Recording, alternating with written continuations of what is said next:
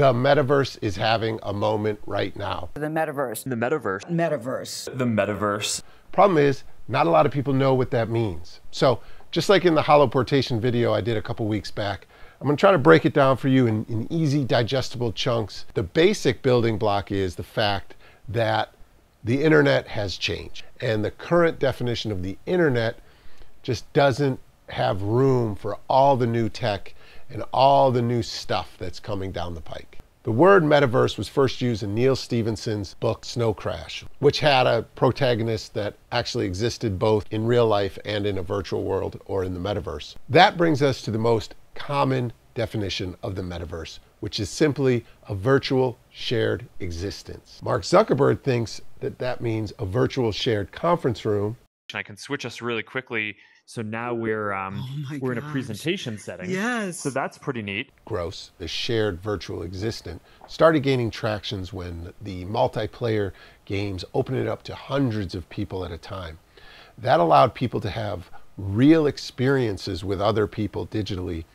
And those experiences between people actually made those experiences real in the real world. So now games like Roblox and Fortnite and Minecraft, people could actually, say, hey, we went to the Travis Scott concert in Fortnite, and they could talk about what they did there and who they saw. And these experiences actually rivaled real experiences that people have in the real world. Well, for this next part, I'm gonna wear these smart glasses because it kind of feels right explaining it.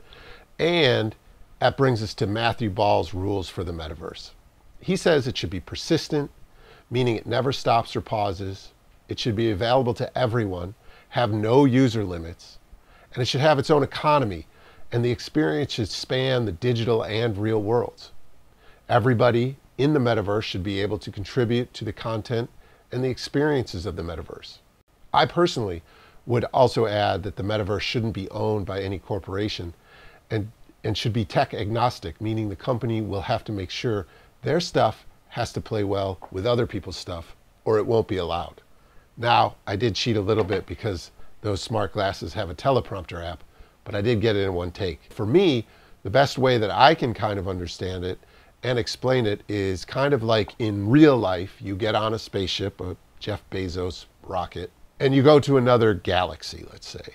And there's people there already doing stuff, and you land, and maybe there's a space Justin Timberlake concert, and you go to it, you meet people, you interact with them, you buy a souvenir, you have a great time, you talk about it with people, you get in your spaceship, you leave, things are still happening, in that galaxy, you leave, you come back, and you go to work, your normal job, when you're back on Earth, and you go hang out. That was a real experience. In a digital aspect, let's say that you take the same experience where you put on a VR headset and you go somewhere.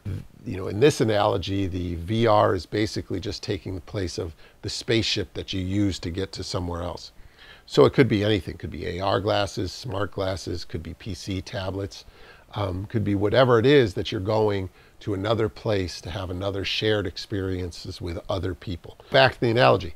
So you go somewhere in VR and maybe you go to a concert, you buy something, you interact with people, you talk to people, maybe you even meet somebody, you show up at a place where something's going on and you take part in it, and then you leave, you come back out of that digital experience and you go to your job. So you've had a real experience with your job. Then you have this digital experience inside the metaverse. Will it go off the rails and will it be very much different than how any of us expect it to be in the future? Absolutely. But what it is important to know is it takes a long time to do things. Thinking that this is going to be a new way to do things, next year or 2-3 years is kind of the thinking that everybody had in the 50s and 60s, that there would be flying cars by the year 2000.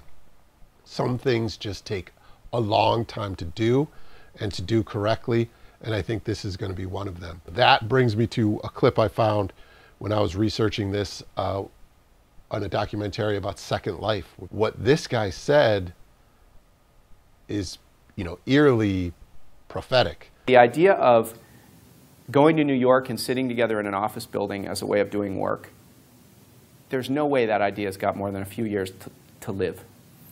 Because it's too simple. All you need is a laptop.